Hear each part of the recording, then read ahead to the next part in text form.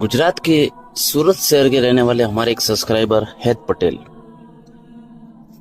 अपने कुछ दोस्तों के साथ हायर स्टडीज के लिए कनाडा जाने वाले थे।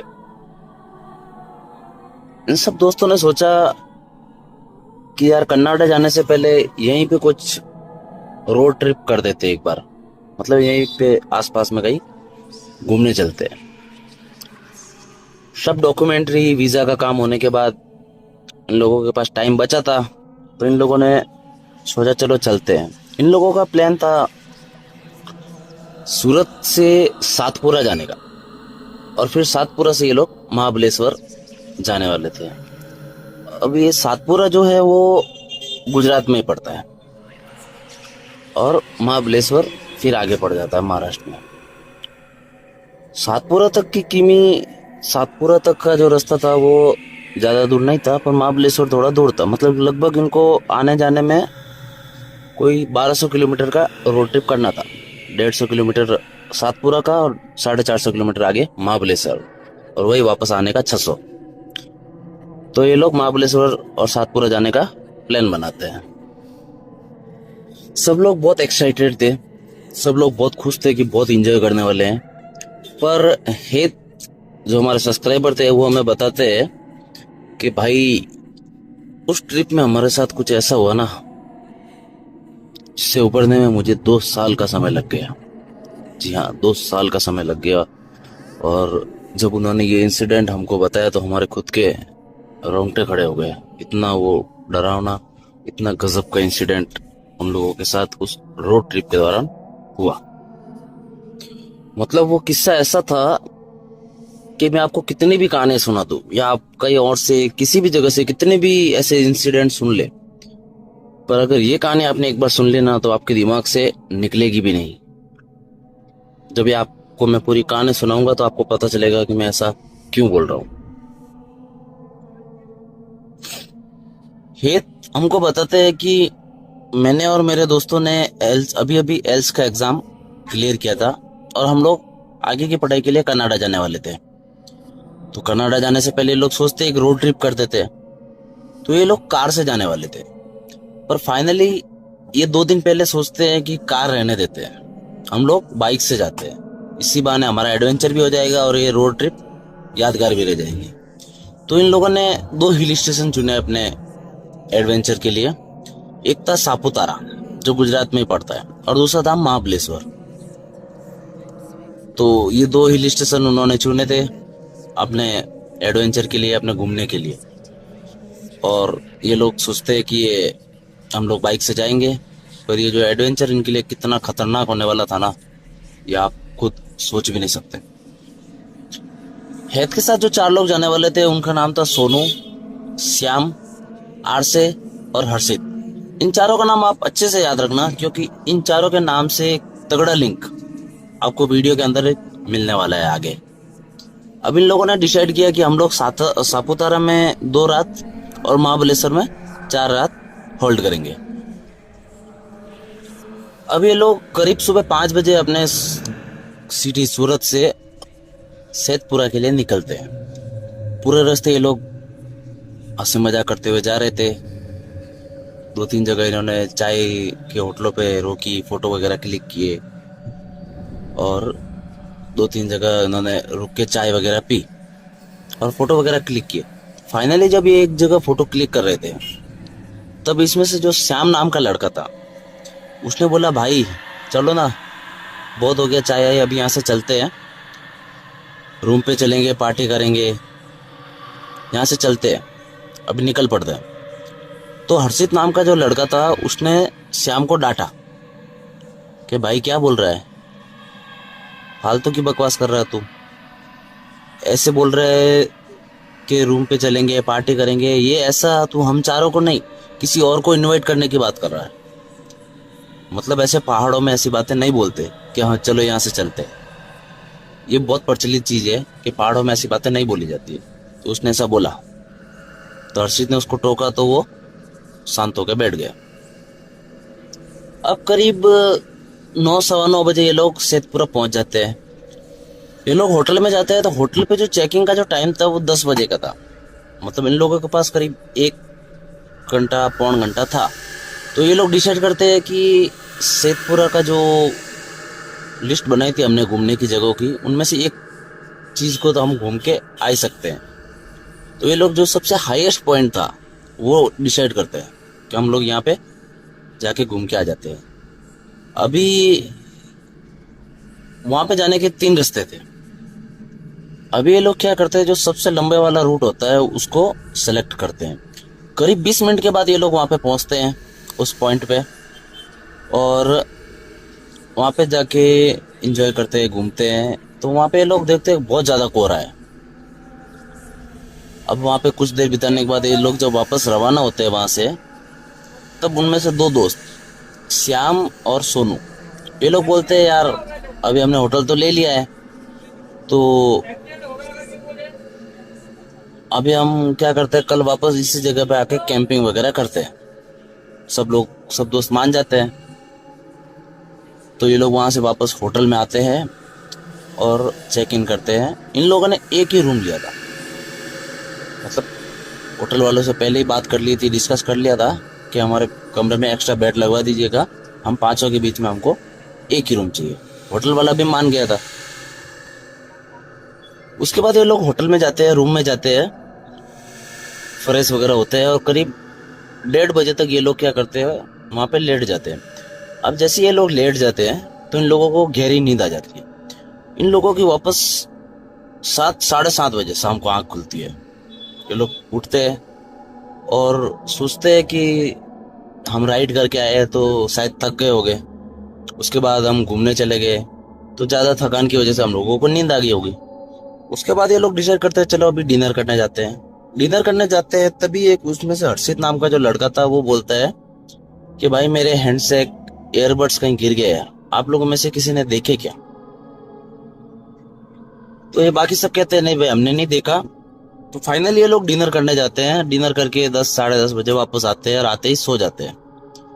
अगले दिन ये लोग सो के उठते हैं और वहां पे घूमने के लिए जाते हैं। जितने भी वहां पे पॉइंट थे वो सब घूम के आते हैं। ये लोग घूम रहे थे तब हेत हमको बताते हैं कि भाई हम सबकी जो बॉडी थी ना, वो उस बॉडी में बहुत ज्यादा पेन हो रहा था, बहुत ज्यादा दर्द हो रहा था हम सबको। तो ये लोग उस समय भी इस बात को इग्नोर कर देते हैं। ये लोग सोचते हैं कि शायद हम लोग राइड करके आए, थक गए या ज्यादा नींद ले ली, इस वजह से बॉडी पेन हो रही है। इन लोगों ने इस बात पे ज्यादा ध्यान नहीं दिया। अभी इन लोगों का प्लान था कि जो सबसे पहले ये लोग हाईएस्ट पॉइंट पे गए थे, आते ही ये लोग सोचते हैं कि आज रात को हम वहीं पे कैंपिंग करेंगे और फिर वहीं से आगे की ओर निकल जाएंगे। होटल वालों से इन लोगों ने बात कर ली थी कि भाई हम इतनी बजे यहाँ से निकलने वाले हैं, तो हम यहाँ पे होटल छोड़ देंगे, उस समय हम लोग वहां पे कैंपिंग करेंगे। अब प्रॉब्लम ये थी कि ये लोग जहाँ पे कैंपिंग करने वाले थे वहां पे कैंपिंग अलाउड नहीं थी। तो ये लोग प्लान बनाते हैं कि जैसे ही सब टूरिस्ट यहाँ से चले जाएंगे तो हम पीछे की तरफ से जाके वहां पे कैंपिंग कर लेंगे। और भाई साहब ये जो कैंपिंग इनके ऊपर बहुत ज्यादा भारी पड़ने वाली थी। ये लोग अपने आप को माचो मैन समझ रहे थे कि हम लोग रूल ब्रेक कर रहे हैं, वहां पे रूल ब्रेक करके हम लोग कैंपिंग कर लेंगे, मजा आ जाएगा, हमारा एडवेंचर हो जाएगा।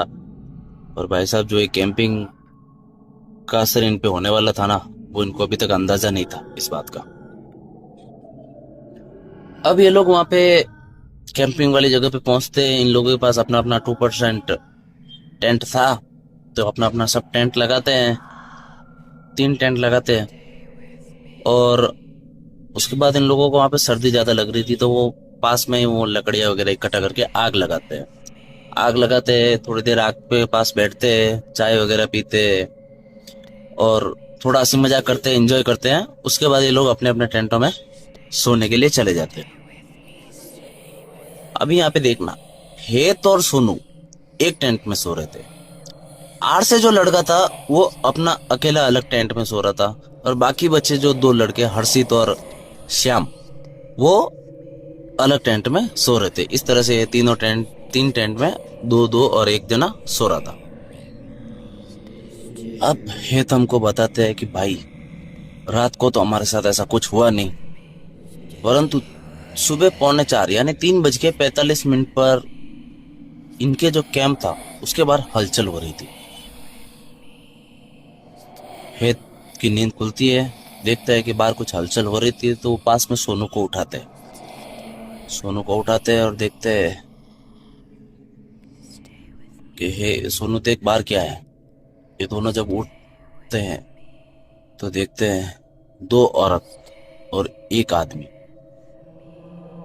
दो औरत और एक आदमी एक जिंदा आदमी का मांस खा रहे हैं। जी हाँ, जिंदा आदमी का मांस खा रहे हैं। अभी रात के टाइम इन लोगों को वो चीज ऐसे दिखी क्योंकि इन लोगों ने अपने टेंट में हल्की सी लाइट जला रखी थी, तो वो जो बाहर जो भी हरकत कर रहे थे वो उसका रिफ्लेक्शन यानी उसकी परछाई इनको अपने टेंट में साफ साफ दिखाई दे रही थी। तो ऐसे से उनको समझ में आया कि बाहर क्या हो रहा है, और इन लोगों को साफ आवाज आ रही थी कि एक जिंदा इंसान जो मतलब दर्द से करा रहा है, चिल्ला रहा है, ये लोग अपना दांत उसके अंदर डाल के उसकी बॉडी को फाड़ रहे हैं। मतलब उनको साफ आवाज आ रही थी कि वो लोग बॉडी को फाड़ के उसका मांस खा रहे हैं। अब ये लोग नोटिस करते हैं कि वो जो दो औरत वो एक आदमी था, वो थोड़ी थोड़ी देर में अपनी जो लोकल लैंग्वेज में आपस में कुछ बात कर रहे थे। बात करते करते थोड़ी देर बात करते कुछ और वापस उस मांस को खाने लग जाते हैं। मांस को पूरा फाड़ के खा रहे थे। इन लोगों को कुछ समझ ही नहीं आ रहा था क्या हो रहा है। अभी जैसे ये चीज देखता है सोनू, उसकी चीख निकल पड़ती है। सोनू जोर से चिल्लाता है। अभी ये जैसे सोनू चिल्लाता है, हेत क्या करता है, अपना फोन लेता है और अपने दोस्तों को फोन लगाने के लिए फोन करता है कि भाई हमने ऐसी ऐसी चीज बाहर फील की है, तुम लोग अपने टेंट से बाहर मत निकलना। और वो देखता है कि फोन में तो नेटवर्क है ही नहीं, बिल्कुल ही क्रॉस आ रहा है, बिल्कुल नेटवर्क नहीं आ रहा। हेत बताते हैं कि हम दोनों पूरी रात ऐसे ही चुपचाप वहां पे बैठे रहे।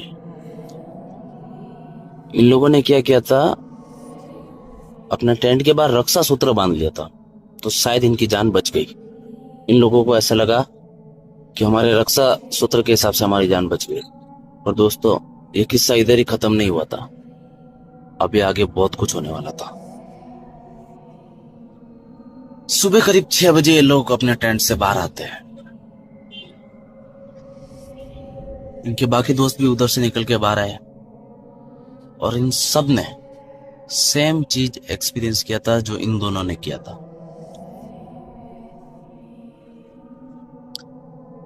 अभी ये लोग वहां पे डर जाते हैं बहुत ज्यादा। ये लोग अपना टेंट वेंट समेटते हैं और डिसाइड करते हैं कि कल रात या परसों रात हम लोग जिस होटल में रुके थे, हम लोग अभी उसी होटल में चलते हैं। ये लोग सब डरे हुए थे। ये लोग वहां से कैंपिंग की थी, वहां से आधा किलोमीटर नीचे की तरफ आ जाते हैं। जैसे कि नीचे तरफ आता है, उनमें से एक बंदा बोलता है, भाई आश्रय कहाँ है, वो तो हमारे साथ आया ही नहीं। तभी हेत बोलता है, क्या बात कर रहा है यार, वो तो हमारे साथ ही निकला था ना, ऐसे कैसे नहीं है। सब एक दूसरे को पीछे देखते, उधर उधर देखते देखते सच में आश्रय वहां पे नहीं है। ये लोग बहुत ज्यादा डर जाते हैं, इनकी बहुत ज्यादा फट जाती है। अब इसमें हर्षित और सोनू जो थे वो डिसाइड करते हैं कि हम लोग वापस ऊपर जाते हैं और देख के आते हैं कि कहीं आश्रय वहां तो नहीं रह गया। अब ये लोग वहां पे वापस ऊपर अपनी कैंपिंग वाली जगह पे जाते हैं और देखते हैं कि अपने वो जो आश्रय का जो कैंप था, वो कैंप वहीं के वहीं लगा हुआ है और आश्रय उसके सामने ऐसे दुबक के नीचे मुंह करके बैठा हुआ है, एकदम सा सहमा हुआ, डरा हुआ सा, कैंप की तरफ मुंह करके बैठा हुआ। अब ये लोग दूर रुक के आश्रय को देखते हैं तो ये लोग सुन पा रहे थे कि आश्रय एक लोकल आवाज में किसी से बात कर रहा था और अपने हाथ से इधर उधर इशारा कर रहा था। इन लोगों को कुछ समझ ही नहीं आ रहा था क्या हो रहा है, क्योंकि वहां पे आश्रय के अलावा कोई और था ही नहीं। अब थोड़ी देर ये लोग आश्रय को देखते हैं, उसके बाद ये लोग जोर से चिल्लाते हैं, आश्रय क्या कर रहा है, किससे बात कर रहा है तू वहां पे, चल। और आश्रय इनको कुछ रिस्पांस नहीं देता है।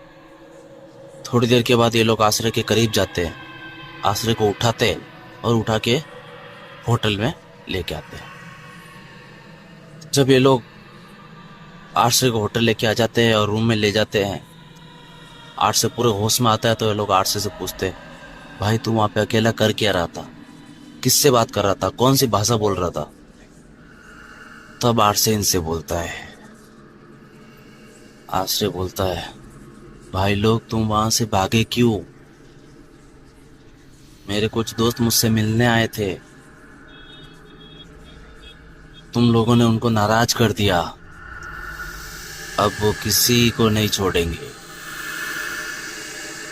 वे भाई साहब, उनमें से एक लड़का जो था वो एक लाइन सुनते ही ऑन स्पॉट बेहोश हो जाता है, ऑन स्पॉट बेहोश हो जाता है।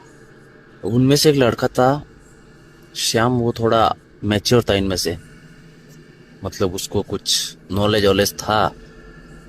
वो जाके आरसे के कान में कुछ बोलता है, वो उसके कान में बोलता है, ई मारी अंबे माँ, हमारा मित्र ने बचावा है। मतलब ऐसे ही गुजराती में वो बोलना चाहता था कि ए मेरी अंबे माँ, अगर तू सच्ची है तो मेरे दोस्त को बचा ले।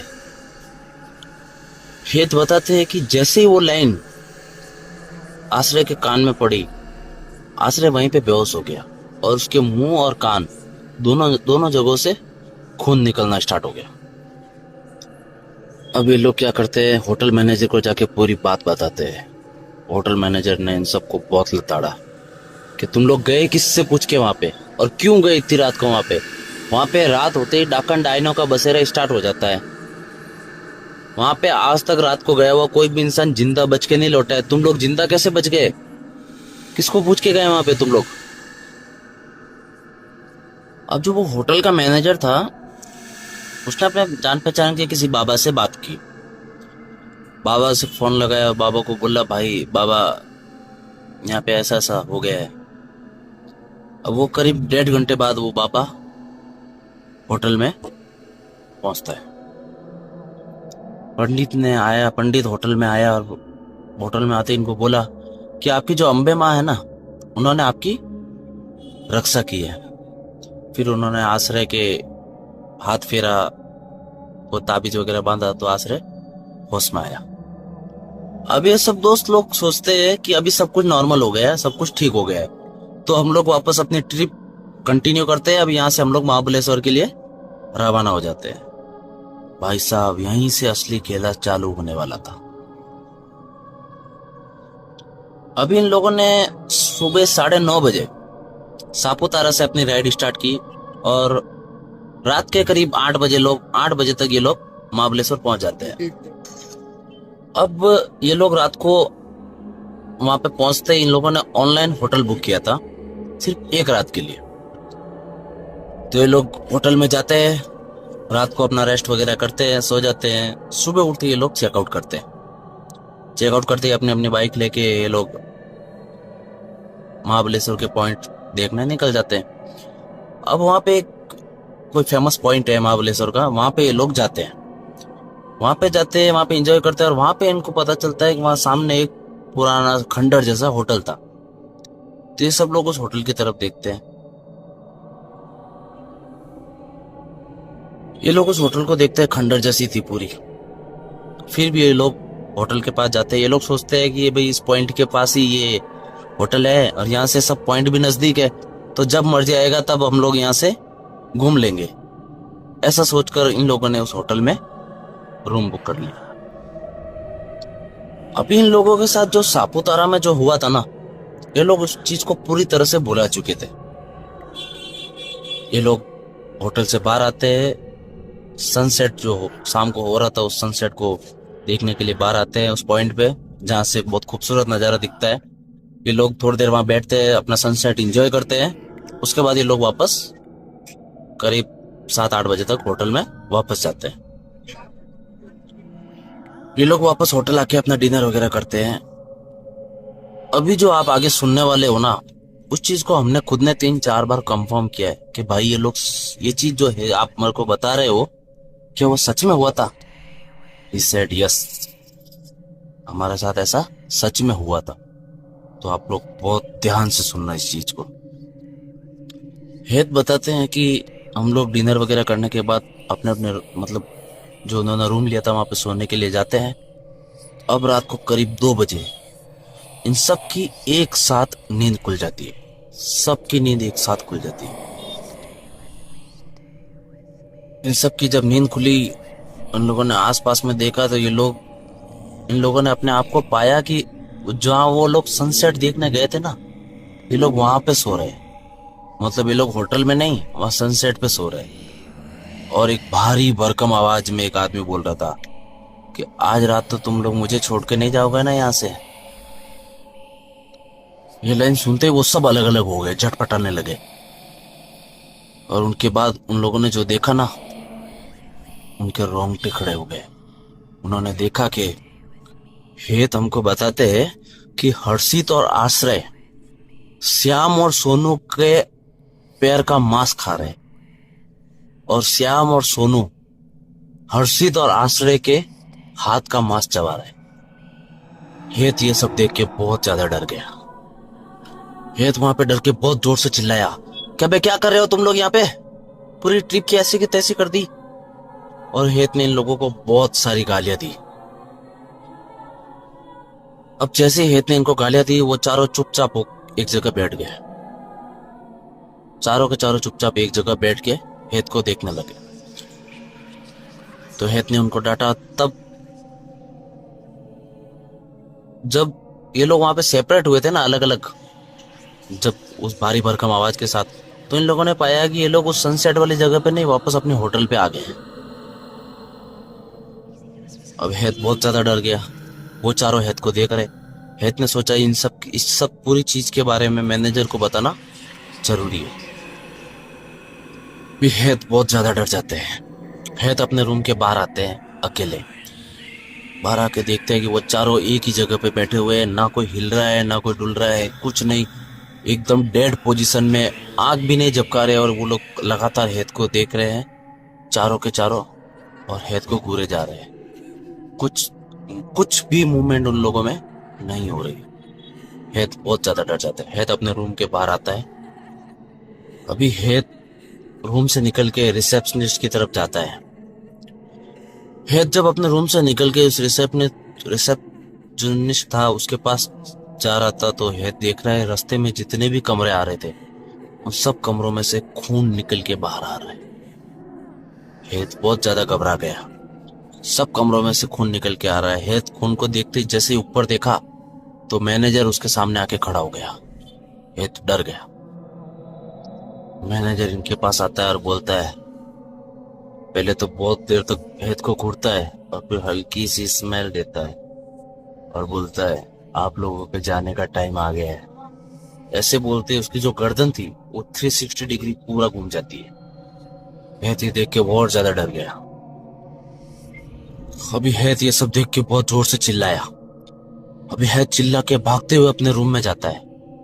अपने रूम में जाते ही देखता है कि वो जो चारों दोस्त वो अजीब तरह से बेड पे खड़े हुए हैं और हेत को घूर रहे हैं, जैसे वो हेत के आने का इंतजार ही कर रहे थे।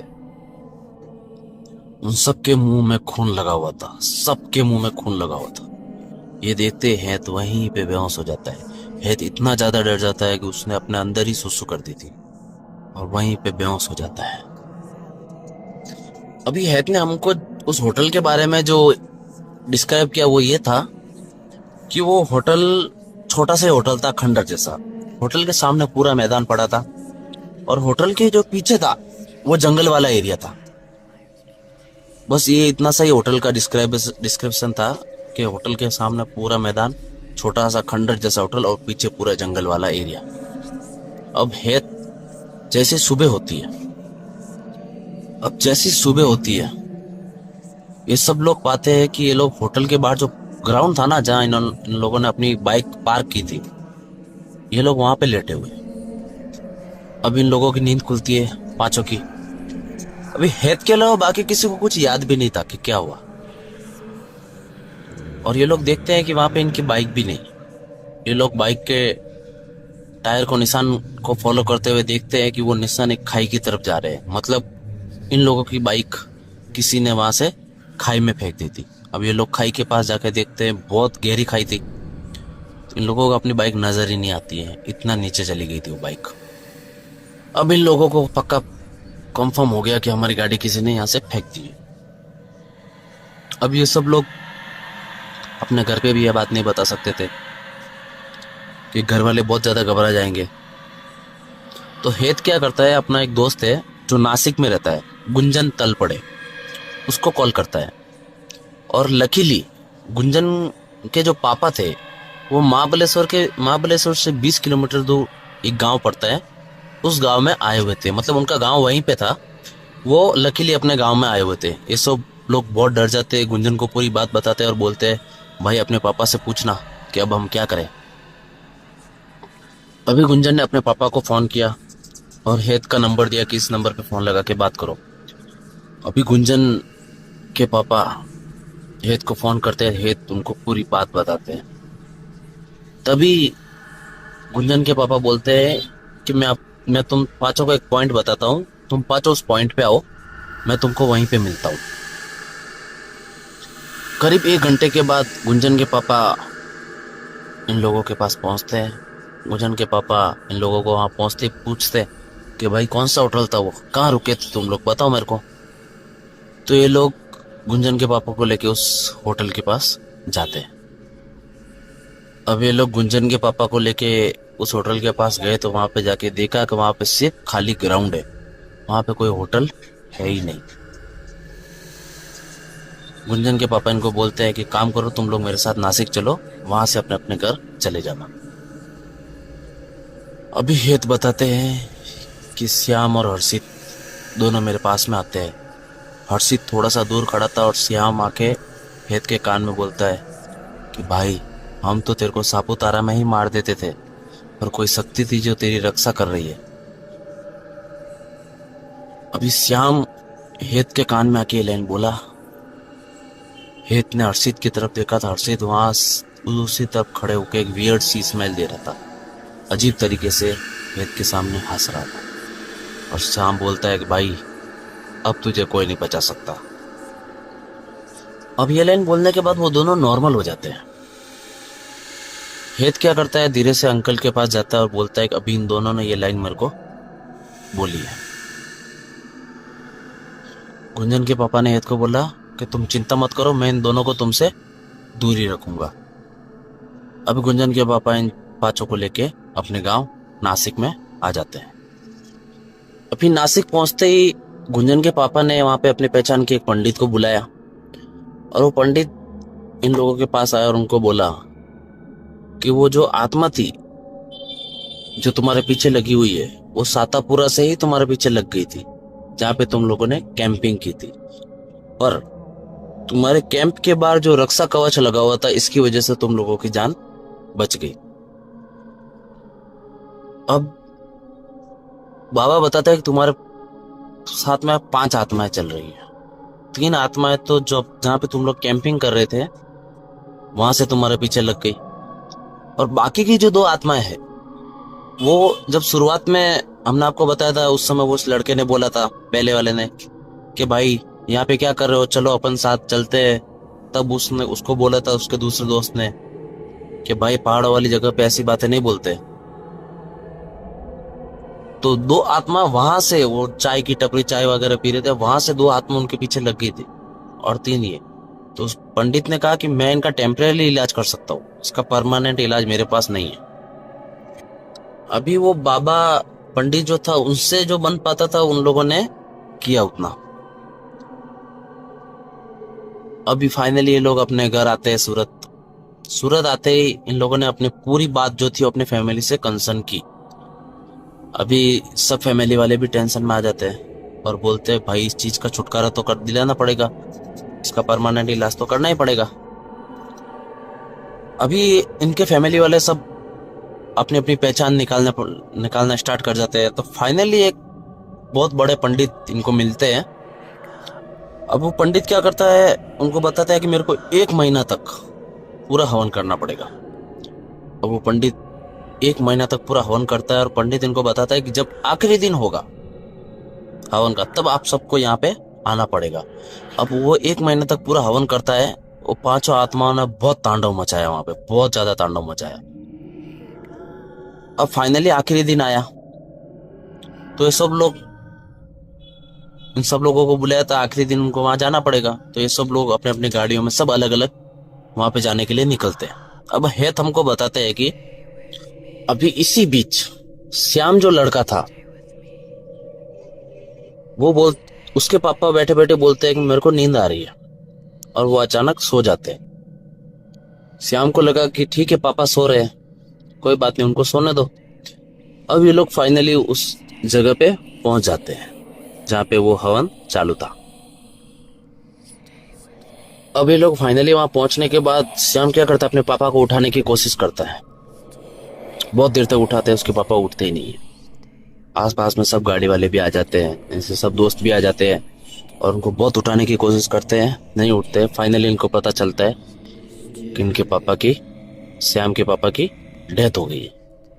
ये लोग वहां पे बहुत रोना धोना करते हैं। अब ये लोग फाइनली वहां उस पंडित के पास जाते हैं, तो उस पंडित ने ही उनको बताया कि इन पांचों में से एक आत्मा ने ही तुम्हारी कार में घुसकर श्याम के पापा की छाती पर पैर रख के उनका गला दबा दिया, इसीलिए वो मर गए। उस पंडित ने बताया कि हेत बहुत पूजा पाठ करता था, अम्बे माँ को बहुत मानता था, और इनके कुल देवता जो थे उनके हेत के साथ थे, इसीलिए हेत इन सब चीजों से दूर रहा और बच गया। हेत बोलते हैं कि आज भी जब ये इंसिडेंट मैं याद करता हूँ तो बहुत हर्ट होता हूँ। उसके कुछ टाइम बाद तक श्याम के जो पापा थे वो हेत के सपनों में आते थे और आके बोलते थे कि तू मुझे बचा सकता था पर तूने मुझे बचाया नहीं, तुझे सब पता था कि ये होने वाला है पर तूने हमको बचाया नहीं। तो हेत जब कर्नाटक से वापस आया तो उसने जाके उस पंडित से मिला और बोला ये चीज है, तो उस पंडित ने सिद्ध किया हुआ पानी हेत को दिया और हेत ने वो पानी पिया और अब सब चीजें नॉर्मल हो रखी है। हेत बताते हैं कि आज भी वो इंसिडेंट हम लोग याद करते हैं तो हमारी रूह कांप जाती है। तो दोस्तों ये थी हेत की पूरी कहानी। आपको ये कहानी कैसी लगी हमें कमेंट सेक्शन में जरूर बताइएगा, और इसी तरह का कोई इंसिडेंट हो तो हमारे साथ जरूर शेयर कीजिए। मैं आसिफ खान आपसे विदा लेता हूँ। हमारे चैनल को सब्सक्राइब कीजिएगा, हमारे वीडियो को लाइक कीजिएगा। धन्यवाद।